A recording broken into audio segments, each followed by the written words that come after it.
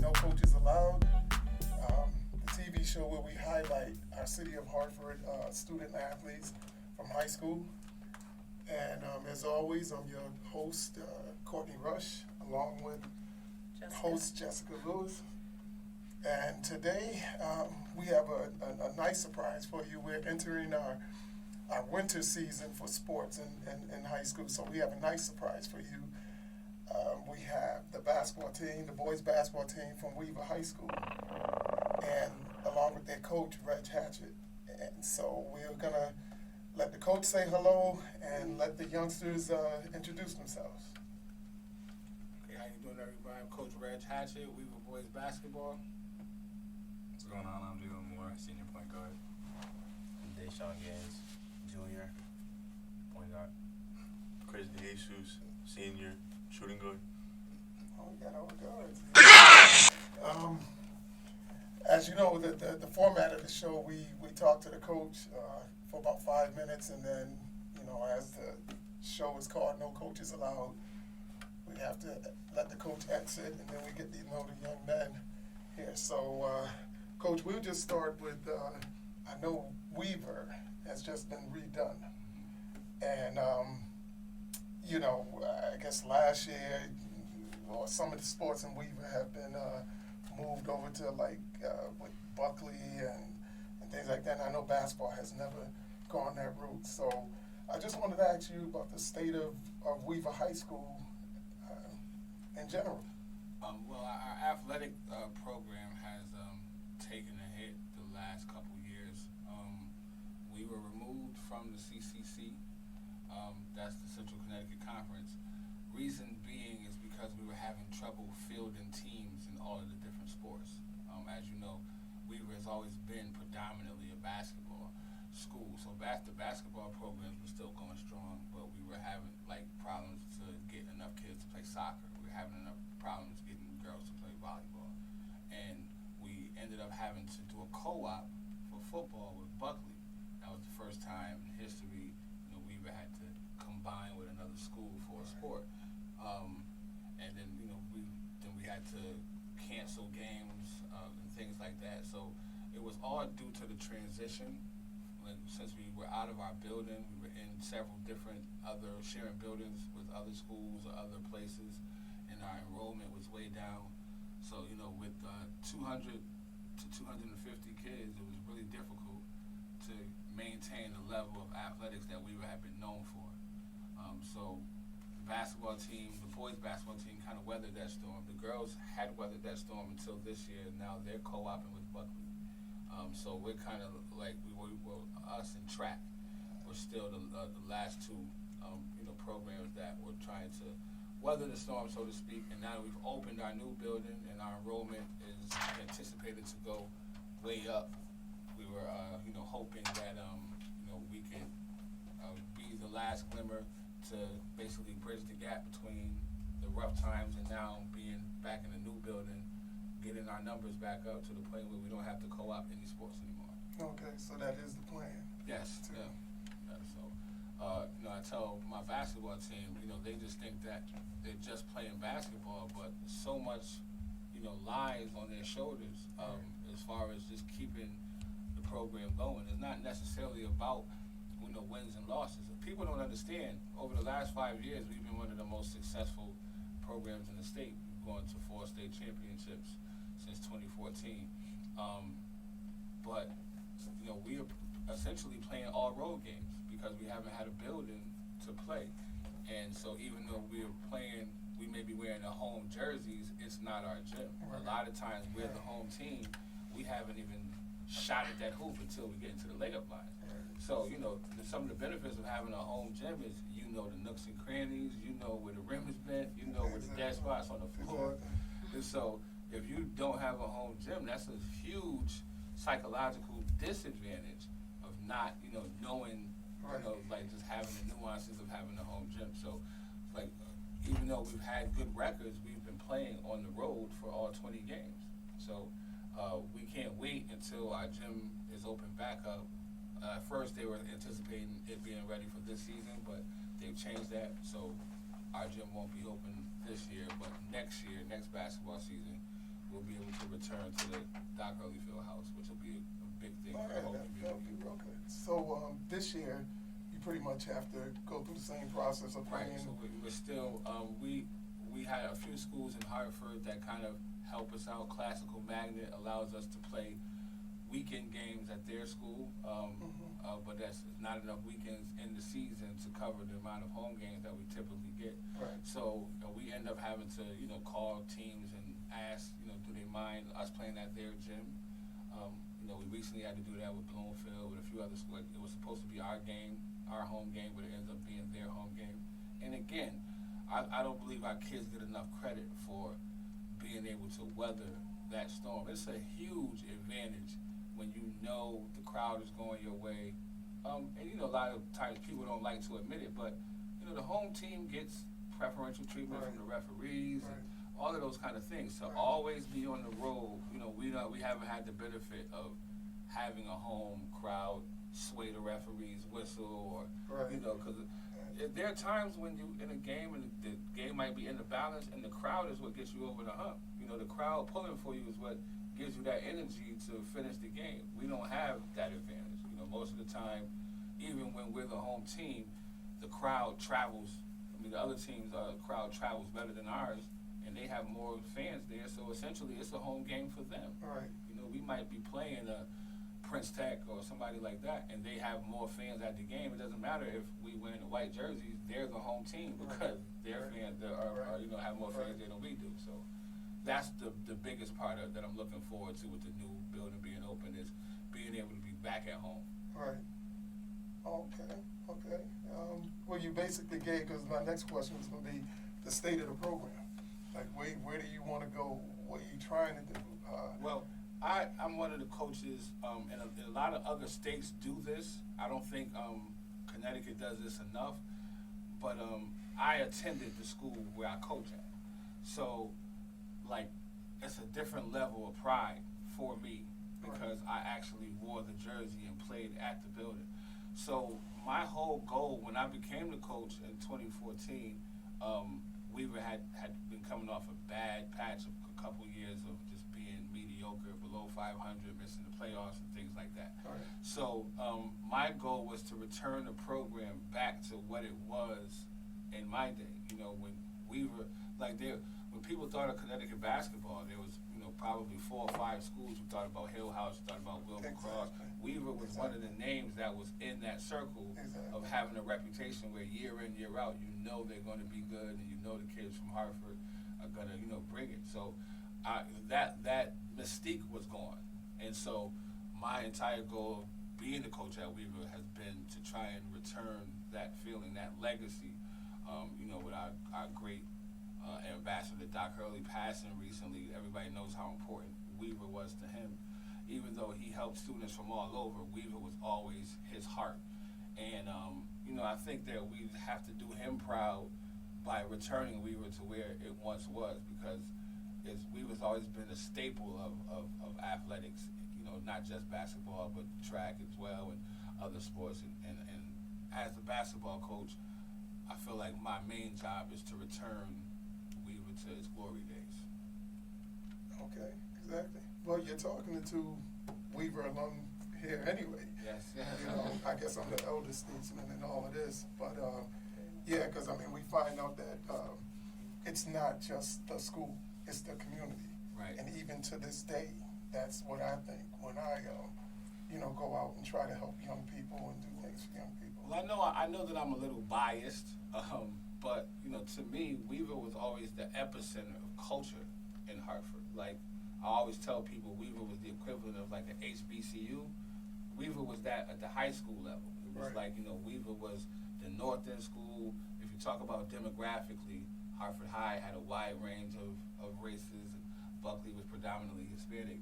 Weaver was the African American epicenter. Right. And with demographics changing and gentrification, it's not necessarily the same socio demographics that it was before, but we still want to bring back that same mystique. I remember growing up, they had a wonderful drama program with Miss Sharp, and Weaver, the walls were filled with beautiful paintings from students. And Our band was really good. Our choir was really good. It was like everything that was cultural. I remember the step team was, won a bunch of cheerleaders was really good. So everything about culture was in the building. Right. And I do think that there are people in place now that are trying to bring that back.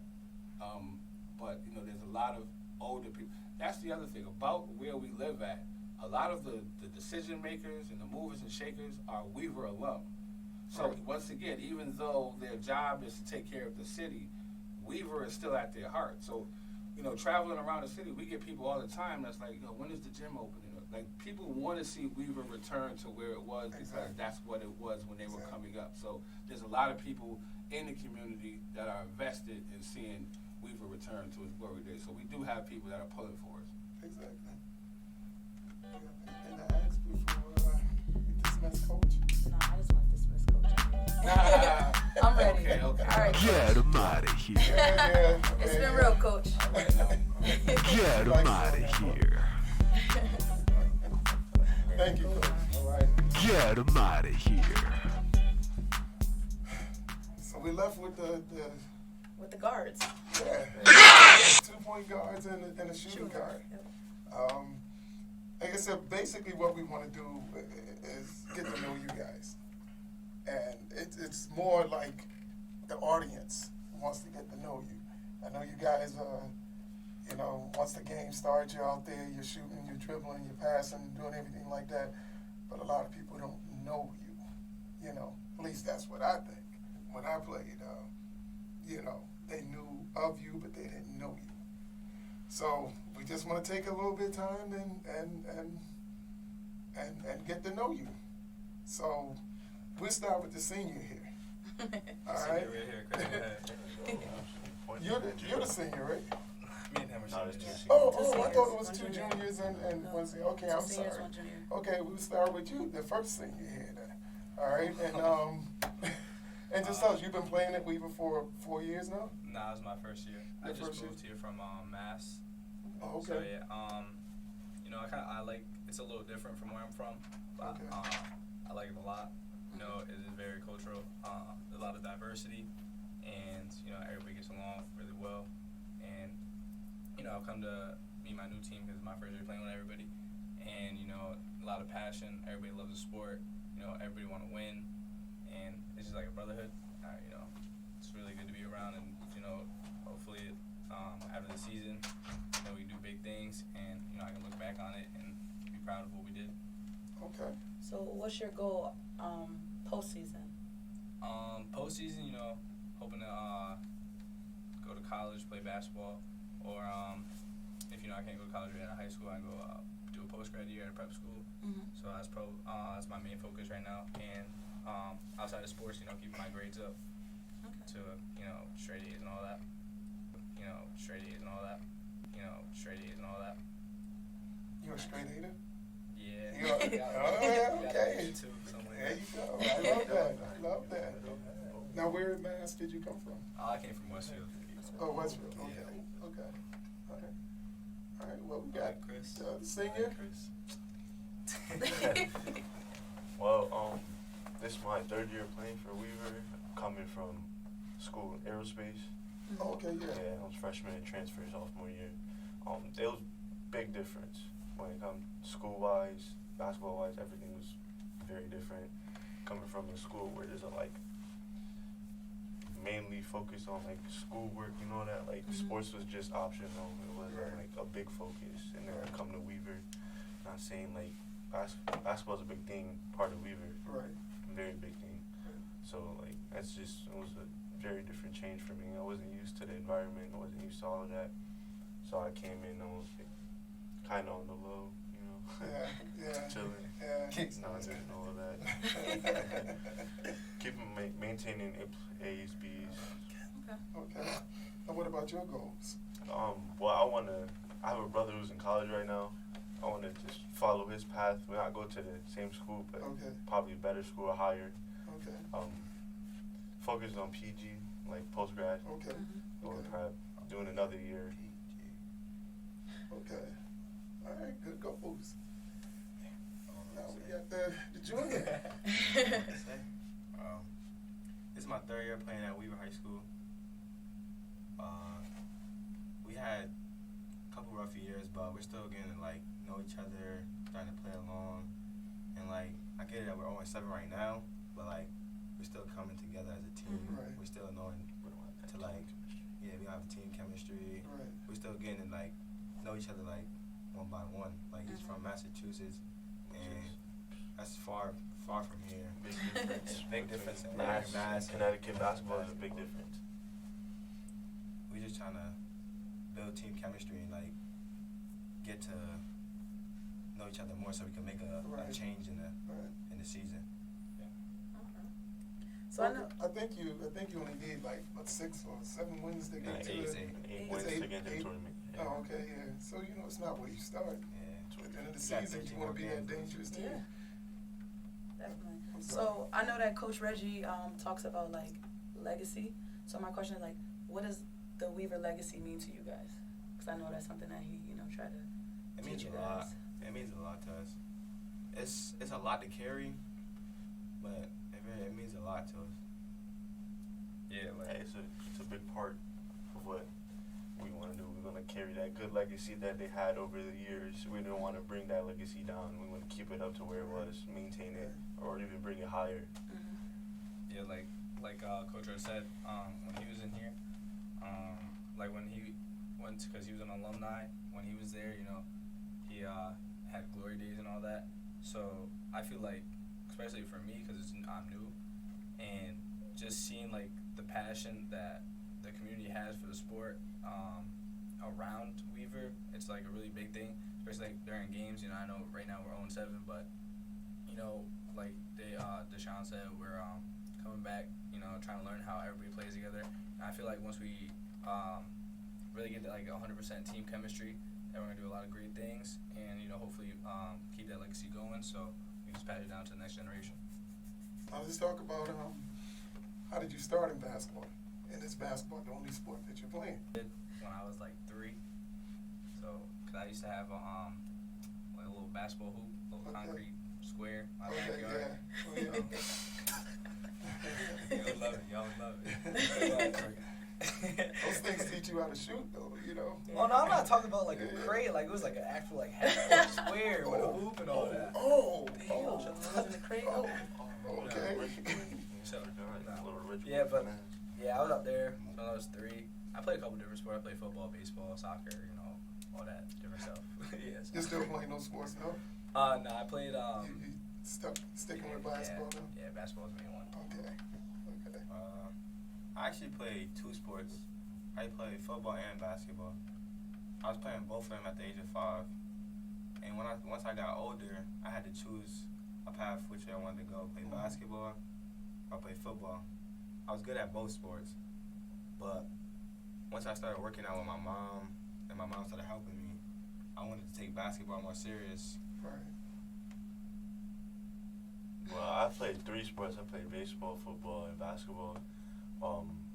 I didn't start to take basketball serious till sophomore year when I transferred to Weaver. Mm-hmm. After freshman year, I found out like what I was capable of and what I could do with the sport. So I just took advantage of that. I played for Buckley, but that didn't turn out good. And then baseball, same thing, that also didn't turn out good. I played baseball in like the age of 11. And I stopped when I got freshman year.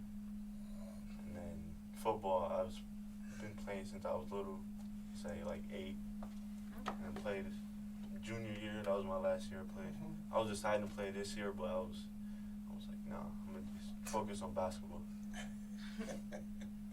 So who would you guys say you guys pretty much model your game after? My Like, older you could pick brother. anyone. My older brother, Dante. Dante. Yeah, I remember watching him play. Dante. It could be a pro. Be a pro. Right now, I mean, I used to watch when I was growing up. I watched a lot of old basketball, like hardwood classics. So what? He played like Good one. No, I like kind of like Jason Kidd. He really facilitated the ball a lot. Made sure he got his teammates involved in the game early. Yeah. So because sometimes during games, you can always have like one player who can you know, score. But if you start the game off getting everybody else hot, then it makes the game a lot easier. So kind of like, you know, playing like that. So that's why I kind of, you know, model my game after. Kind of. I'm not gonna lie. I kind of model my game after my father. Nice. Okay. Like, he taught me like what to do and all that to like help me build my confidence up and all that. Help me with everything. Push me through everything and all that. He won a state chip. I want to kind of like repeat what he did. Want to Okay. follow his steps. Okay. Yeah. Well, what school did he? Buckley. Did he win? Buckley. Yeah. Oh, okay. 2000. Okay. Nice. Okay. All right. You know what kind of gets me is when he said, "To my watching old classics," he said Jason Kidd.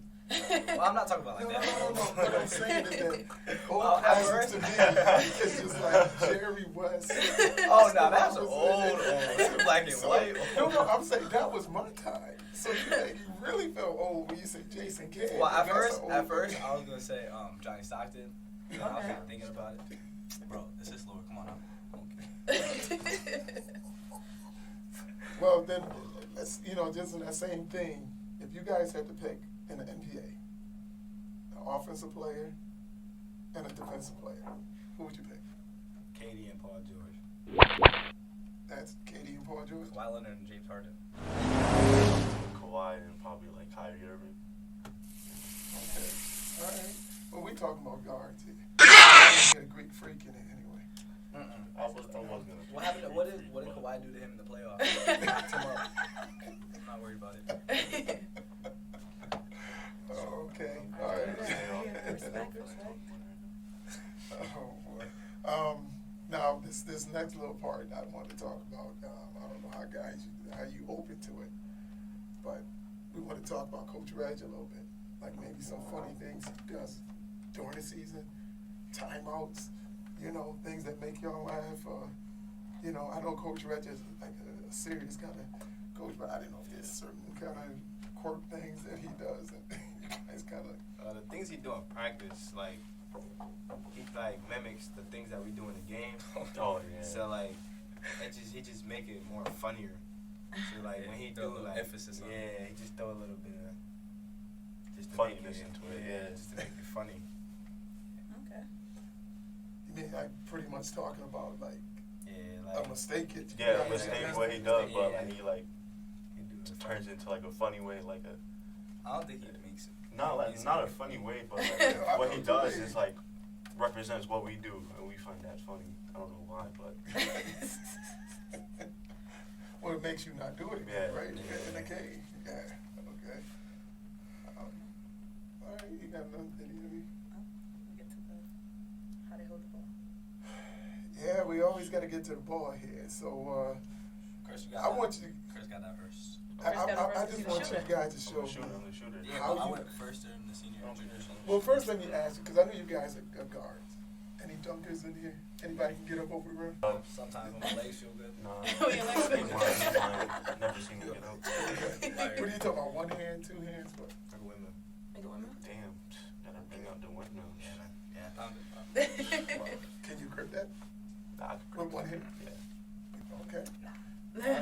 All right. Well, just wondering. I mean, I just like this, because everybody got different ways that they shoot. Some people are like real awkward. I don't know if you guys ever heard of, some old guys now, Mike Adams that used to play in the NBA. Never heard of Mike Adams. He went to Harvard probably. He went to, you heard of Marcus Gamby? Yeah. Okay. Mike Adams was before Marcus. But anyway, Mike Adams used to kind of shoot the ball like from down here and push it up. So it looks like it's easy to block. Nobody could ever block that shot. So everybody got little quirky ways they shoot. So I wanted you guys to show me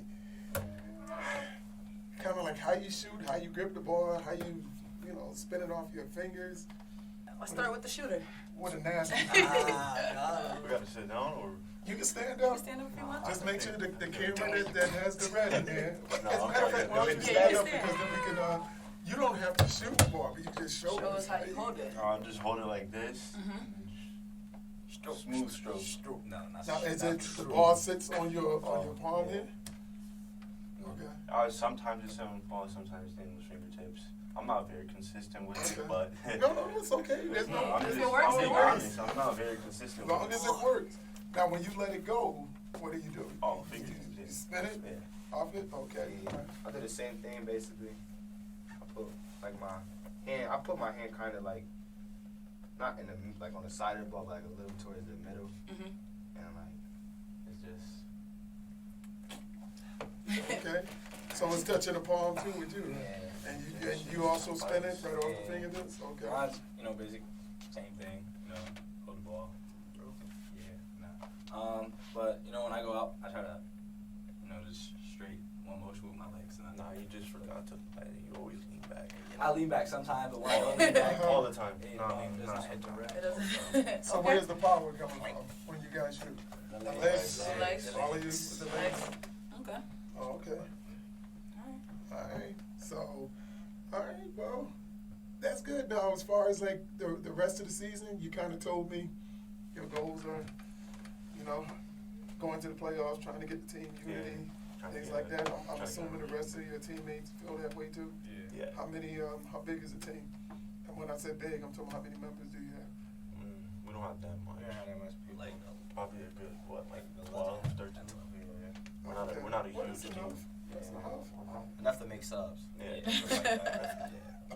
Okay. But like, What about because we're talking about guards with you guys, what about centers, forwards, you got big people? yeah, You we bang around a have little? a big, but he's just starting to play the game, so he's not Okay. used to it. Never had any varsity experience, which he's doing a great job this Yeah. year. He's doing a Yeah. great job with it. Yeah. We have another big too, but I don't know.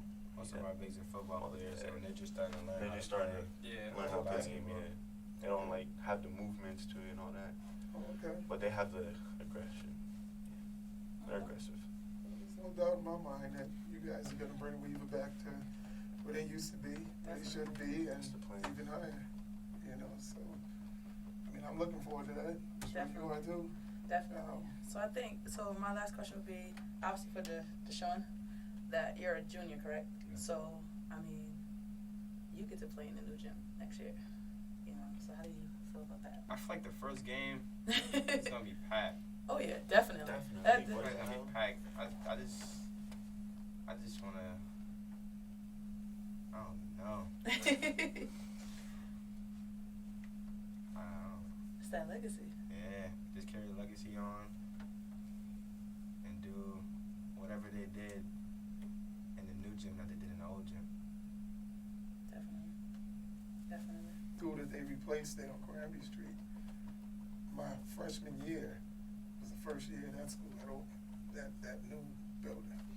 So we called that the new Weaver, even though it's, I guess, the old. Now it's the new. Now you're in the new Weaver. Like. Yeah. And my siblings, they went to the original Weaver down over there on Granby Street. Not Granby Street, Westbourne Parkway in Blue Hills. Martin Luther King, Yeah, it's MLK MLK. Street. Oh, Yeah. Yeah, so they went to that one. So, you're talking about this legacy, it goes deep. Way back. It goes all the way back. We're talking about 2 college graduates here, and I left Weaver playing football, went to college and switched to basketball there. But I still, Weaver, I'm just fine. That's why I asked you about Massachusetts, because I went to Western New England College. I played basketball there. So, I'm just saying that legacy is deep. That's the reason why we do what we're doing here. That's the reason why I wanted you guys to come in, because we all want to see Weaver restored to where it was. So, I thank you guys for coming in. I really appreciate it. So we'll just close it right now. Okay? Thank you. Thank you.